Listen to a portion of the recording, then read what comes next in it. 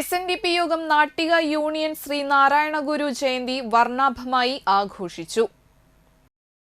വലപ്പാട് ചന്തപ്പടിയിൽ നിന്നും ആയിരങ്ങൾ പങ്കെടുത്ത ഘോഷയാത്ര മഞ്ഞക്കടലായി മാറി. ആനയും അമ്പാരിയും വിവിധ വാദ്യമേളങ്ങളോടെ തൃപ്രയാറിലൂടെ നാട്ടിക ശ്രീനാരായണ ഗുരുദേവ മണ്ഡപത്തിൽ സമാപിച്ചു. യൂണിയനിലെ 44 ശാഖകളിൽ നിന്നുമായി വാഹനങ്ങളിൽ എത്തിച്ചേർന്ന വനിതകളും യൂത്ത് മൂവ്മെന്റ് ബാലജന യോഗവും സംയുക്തമായി ഘോഷയാത്രയിൽ പങ്കെടുത്തു.